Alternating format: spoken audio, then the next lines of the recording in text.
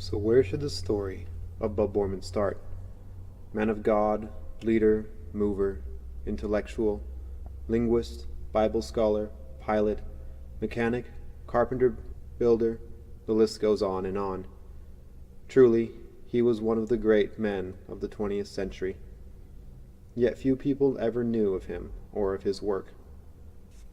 In May of 1926, Elmer and Levina Borman became proud parents of a son. They named him Marlet Borman. His grandfather Frederick, the patriarch of the U.S. Borman clan, was an immigrant from Germany, as was his wife Mary. Neither were especially impressed with the name. Frederick said, with his thick German accent, "Poor little guy, to get such an awful name." He would later adopt his childhood nickname of Bub as an official middle name and the name that most knew him by. Bub was later joined by his younger sister Lynn. With the Depression and World War II, there was little time or money to be spent on trips, yet Elmer was an avid outdoorsman. Through his father, Bub learned practical outdoor skills and had a knack for fishing and shooting. It never became a hobby, but he was good at them when he had to be. Both he and his sister Lynn often enjoyed being in the outdoors together, whether they were fishing, exploring, or kayaking. At one time, Bub bought a kit to build a kayak. He put it together and proudly took it out for a spin. However, he returned from his trip depressed. He then told his sister it was no fun kayaking by himself, and if she bought his kayak, he would be able to buy another kit. Lynn gladly bought the kayak, and not long after Bub had bought and built a second kayak. They went on to enjoy many fun times out on the water. Bub always had a special relationship with his sister.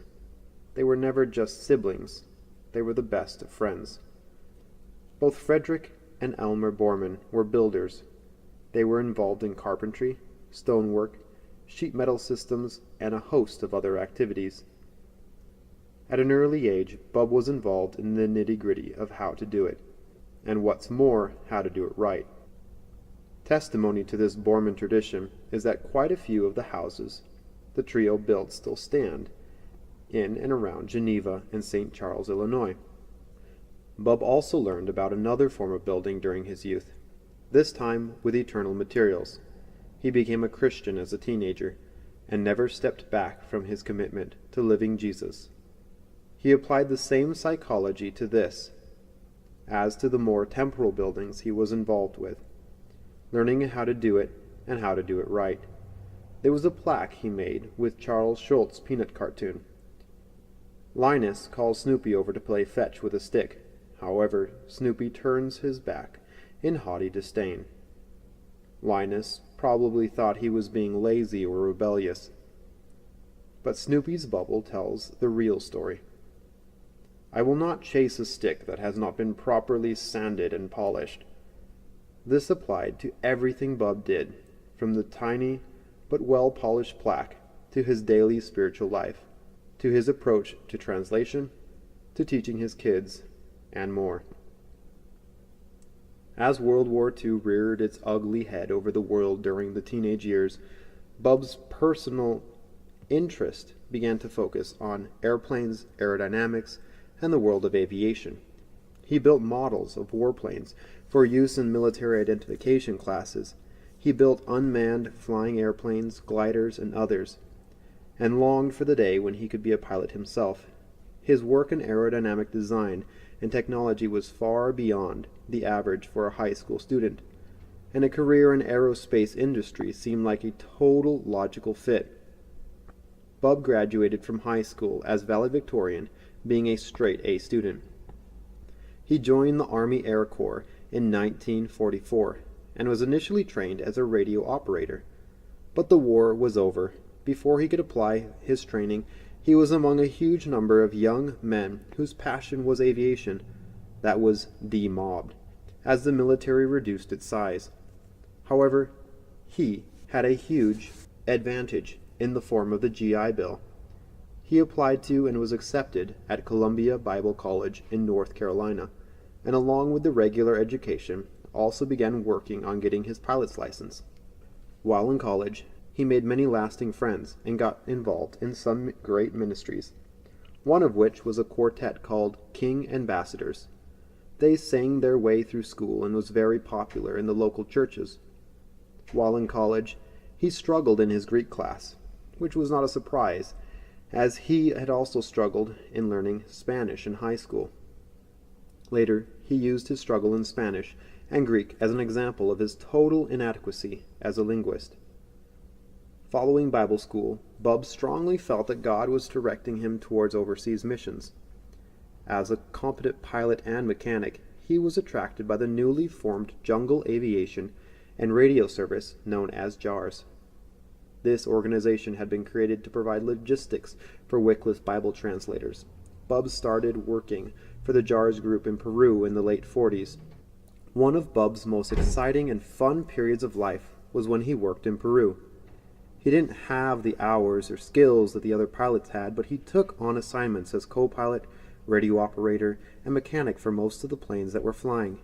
His favorite plane was the Norseman, a huge single-engine plane on floats that he flew as co-pilot with Omer Bodant and Jim Price, but he also loved the Catalina.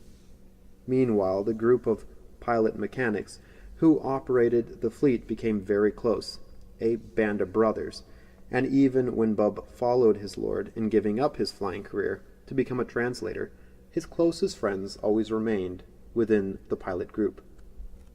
Despite his love for airplanes, Bub made a decision early on which shaped the rest of his life. Bub made a commitment that if he ever fell in love and married a woman that had the call to translation, he would leave the world of aviation and join his wife in translation work. Obviously, he felt a strong pull towards this work, not because he loved it, but because he felt strongly of its importance. If the stick that you throw the dog must be properly sanded and polished, how much more important to build the eternal kingdom where people from every language and culture will sing God's praise. In 1953, Bub's father passed away and he headed back to the U.S. to help his sister Lynn and mother take care of things. While there, a missions conference was announced at Sulphur Springs, Arkansas, and Bub headed down to the event. He had been notified by a couple of well-wishing Cupid types to look up the Agnew sisters, 3 sisters from California, 2 already involved in missionary work, and the youngest planning on the same. When Bub met Bobby Agnew, he decided he wasn't going to bother looking any further. He laid a brief but intense siege on Bobby's heart, and the two were married in less than 3 months. Bobby was already aiming at translation, as she had been a translator's assistant in Mexico. Bub stuck with his commitment to leave the aviation and do translation. They lumped the difference between Peru and Mexico and headed for a translation job in Ecuador. Ecuador was just opening up to Wycliffe translators, and they signed on to be part of the team that would go in and begin translation of the Bible in Ecuador's major unwritten languages. An interesting sidelight to this choice was that JARS didn't especially want to lose Bub. They offered him a job of ferrying a plane down from U.S. to Peru and making him one of the actual full-time pilots of the branch. The temptation was there. Both were good choices, but Bub stuck to his commitment, and the new couple came to Ecuador. They arrived in Ecuador in 1954, and Bub and Bobby joined a team at the small town of Shell. There was a tentative road that penetrated the jungle as far as this town, and between landslides, high rivers, and bus breakdowns, the trip usually took 2 to 3 days of hard work. From Shell, the JARS pilots explored to find a good float plane base. Bub and Bobby were there as they established the first base at Yushun, a tributary of the Pastaza that offered marginal float plane conditions. Both Bub and Bobby had a considerable contact with indigenous groups in Mexico and Peru respectively, so dealing with the local Shuar communities was easy and for the most part fun. Bub and Bobby were originally assigned to the Waorani, a group also known at the time as the Aucas. It was only 2 years later that several of Bub's friends from the missionary group at Shell, Nate Saint and 4 others were killed trying to contact this group. Bub was one of the group of men that formed a ground search party and went in overland 3 days to find and bury the bodies of his friends. But the Waorani were not the ones God had planned for Bub and Bobby. The missionary couple originally assigned to the Kofans were not making it. The husband came over to talk one evening with Bub and asked him if he would take over the work with the Kofans. Bub's reaction was basically, why not?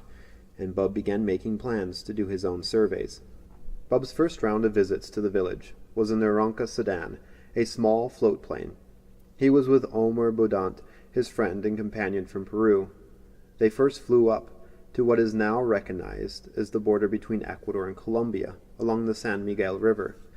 They landed in Chief Elias's village at the mouth of the Rumillacu, but in spite of the positive contact and Elias's support, the village site was not ideal, being situated right on the border of Colombia.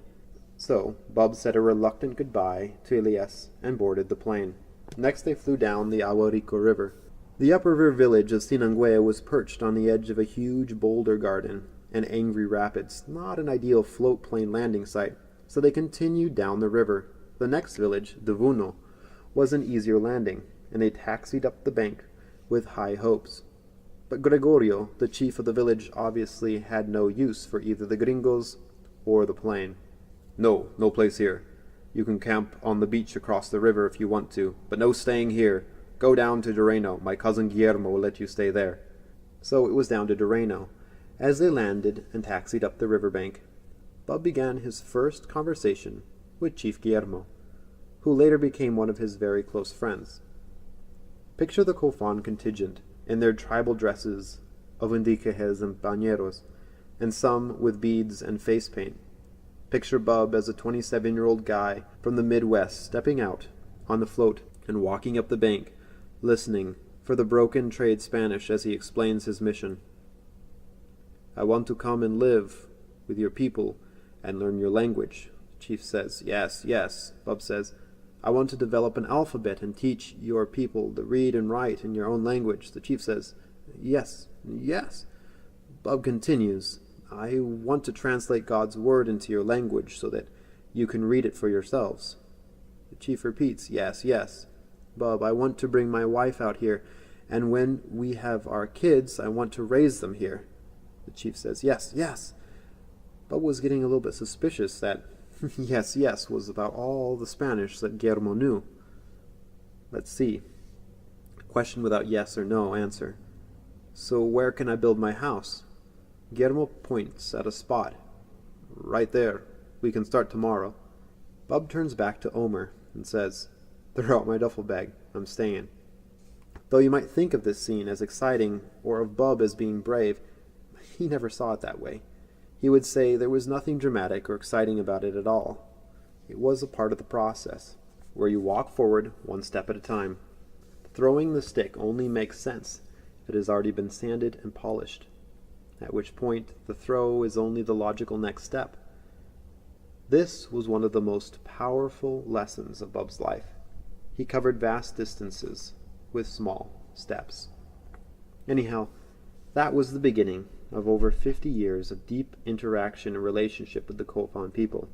In the subsequent years, Bub learned to speak fluent Ainge, as the Kofan language was called internally, and eventually translated the entire New Testament and an abridgment of the Old Testament into the language.